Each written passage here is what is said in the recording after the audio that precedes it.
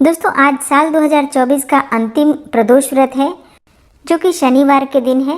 तो अत्यंत ही श्रेष्ठ माना जाएगा क्योंकि शनि प्रदोष का व्रत धारण करने से शनि की साढ़े साती हो, ढैया हो या फिर किसी भी प्रकार की लंबी बीमारी से अगर आप परेशान हो तो इस व्रत को धारण करने से या फिर बिना व्रत किए भी अगर आप पूजा आराधना मात्र भी करते हैं तो इतने मात्र से भी आपके जीवन की बहुत सारी परेशानियां समाप्त हो जाती हैं। शनि प्रदोष का व्रत है तो आज हम भगवान शिव की भी पूजा करेंगे, माता पार्वती की, भगवान गणेश, कार्तिकेय मतलब पूरे शिव परिवार की पूजा करेंगे और उसके साथ ही शनि देव की भी विशेष पूजा आज के दिन की जाएगी। तो आज की वीडियो में आप जानेंगे कि साल 2024 में जो अंतिम प्रदोष व्रत हमें प्राप्त हो रहा है, इस दिन किस प्रकार से भगवान शिव, माता पार्वती और शनिदेव की पूजा करें, कौन सा उपाय करें जिससे कि इस व्रत का संपूर्ण फल हमें प्राप्त हो और आने वाला वर्ष सुखमय हो। इसके लिए आज विशेष क्या करें, ये संपूर्ण जानकारी आपको आज की वीडियो में मिलेगी और इसके साथ ही आप सुनेंगे शनि प्रदोष व्रत की कथा। तो वीडियो को अंत तक ज़रूर देखिए और अगर वीडियो पसंद आ जाए तो इसे लाइक भी ज़रूर कीजिए और संभव हो तो शेयर भी कीजिए। और अब सबसे पहले सुनते हैं शनि प्रदोष व्रत की कथा। शनि प्रदोष की पौराणिक कथा के अनुसार प्राचीन समय की बात है, एक नगर में एक सेठ रहता था। नगर सेठ धन दौलत और वैभव से संपन्न था और अत्यंत दयालु था। उसके यहाँ से कभी भी कोई भी खाली हाथ नहीं लौटता था। वह सभी को जी भरकर दान दक्षिणा देता था, लेकिन दूसरों को सुखी देखने वाले सेठ और सेठानी स्वयं बहुत दुखी रहते थे और दुख का कारण था उनकी संतान का ना होना। एक दिन उन्होंने तीर्थ यात्रा पर जाने का निश्चय किया और अपने काम काज सेवकों को सौंपकर चल पड़े। अभी वे नगर के बाहर ही निकले थे कि उन्हें एक विशाल वृक्ष के नीचे समाधि लगाए एक तेजस्वी साधु दिखाई पड़े। दोनों ने सोचा कि साधु महाराज से आशीर्वाद लेकर आगे की यात्रा शुरू की जाए। पति पत्नी दोनों समाधि लीन साधु के सामने हाथ जोड़कर बैठ गए और उनकी समाधि टूटने की प्रतीक्षा करने लगे। सुबह से शाम हो गई और शाम से फिर रात हो गई, लेकिन साधु जी की समाधि नहीं टूटी।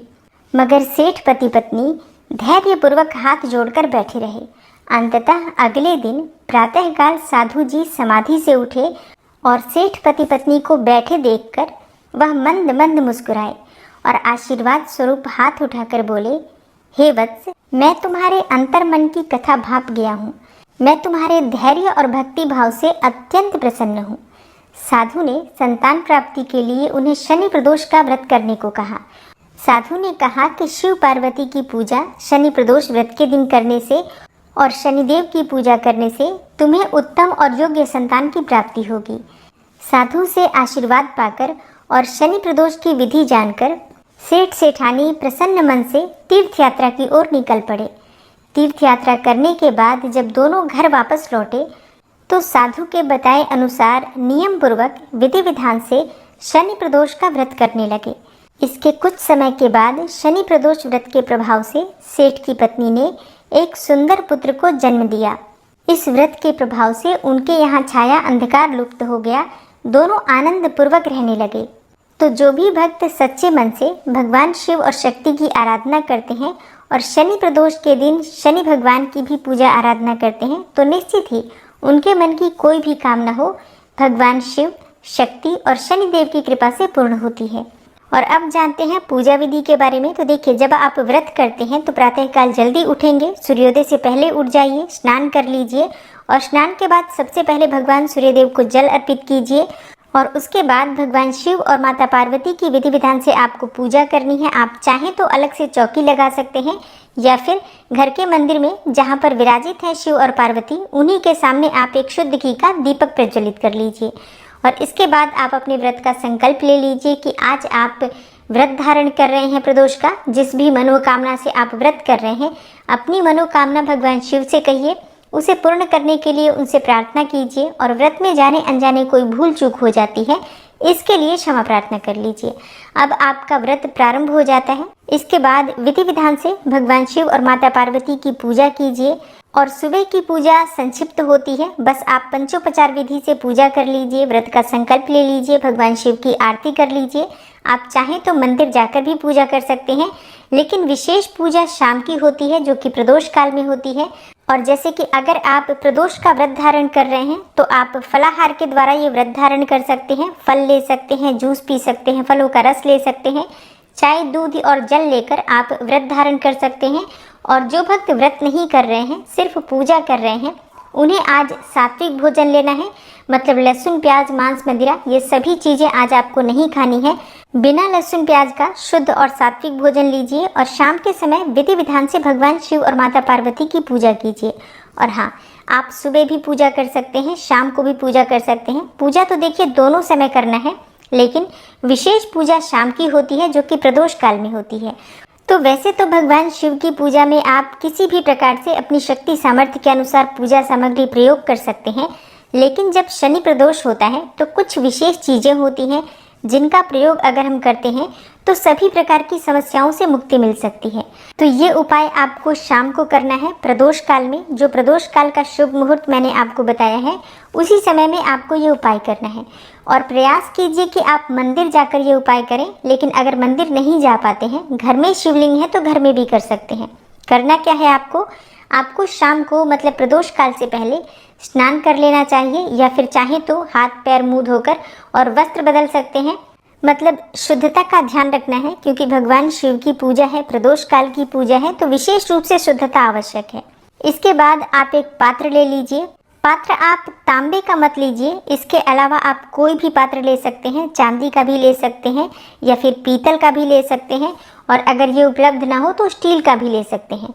मतलब प्रयास कीजिए कि पीतल या चांदी का लें, लेकिन अगर ये चीज़ें ना हो तो ऐसे में आप स्टील का भी प्रयोग कर सकते हैं, कोई समस्या नहीं है। सबसे पहले पात्र में आपको थोड़ा सा गंगा जल डालना है, फिर आपको थोड़ा सा कच्चा दूध डालना है। इस पात्र को जल से भर दीजिए। उसके बाद इस पात्र में आपको थोड़ा सा शक्कर डालना है, चीनी या गुड़ जो भी आपके पास उपलब्ध हो डाल सकते हैं। थोड़े से काले तिल डाल दीजिए, मतलब चुटकी भर काले तिल डाल दीजिए। और उसके बाद आपको बिल्व पत्र चाहिए। आपके पास अगर एक बिल्व पत्र हो तो एक भी बिल्व पत्र ले सकते हैं, नहीं तो 5 बिल्व पत्र अगर आपके पास उपलब्ध हो तो 5 बिल्व पत्र इसी पात्र में आपको डाल देना है। और ये सभी चीज़ें आपको शिवलिंग पर अर्पित करना है। उसके बाद विधि विधान से आप भगवान शिव की पूजा आराधना कीजिए। जैसे कि जो भी सामग्री आपके पास उपलब्ध हो, भस्म, चंदन, सफ़ेद पुष्प, जो भी सामग्री आपके पास उपलब्ध हो, सभी सामग्री भगवान शिव को अर्पित कीजिए। और मंदिर में जा रहे हैं तो दीप अवश्य प्रज्वलित कीजिए। घर में भी अगर आप पूजा कर रहे हैं, घर में ये उपाय कर रहे हैं, तब भी आप दीपक प्रज्वलित करके विधि विधान से भगवान शिव की पूजा कर लीजिए और कपूर से उनकी आरती उतार लीजिए। बस इतना उपाय आप कर लीजिए इस शनि प्रदोष को, निश्चित ही आपके जीवन की जो परेशानियां हैं वो दूर होंगी। सभी जो समस्याएं हैं अपने जीवन की, भगवान शिव से कहिए, उनसे प्रार्थना कीजिए कि आपको आपकी समस्याओं से मुक्ति मिले। पूरे विश्वास से ये उपाय कीजिए, निश्चित ही आपको लाभ होगा। और हाँ, अगर आप शिवालय गए हैं, भगवान शिव के मंदिर गए हैं, तो वहाँ से जलधारी से गिरा हुआ जो जल होता है, उस जल को घर जरूर लेकर आएँ थोड़ा सा, और पूरे घर में उस जल का छिड़काव करें। इससे भी आपकी बहुत सारी परेशानियाँ समाप्त हो सकती हैं। और बात करें कि पारण कब करना चाहिए, व्रत कब खोलना चाहिए, तो देखिए, व्रत खोलने के सभी भक्तों के अपने अपने नियम होते हैं। वैसे शास्त्रों की माने तो प्रदोष व्रत के दिन बिल्कुल भी अनाज का सेवन नहीं करना चाहिए। मतलब पूरे दिन रात्रि प्रदोष का व्रत धारण किया जाता है फलाहार के द्वारा या निर्जल, जिस भी प्रकार से संभव हो, और अगले दिन ही अन्न खाया जाता है। लेकिन अगर आप शाम को व्रत खोलना चाहते हैं तो मीठा भोजन करके व्रत खोल सकते हैं। जो भी भोग आप भगवान को अर्पित करते हैं, उसी को प्रसाद स्वरूप खाकर आप अपना व्रत खोल सकते हैं।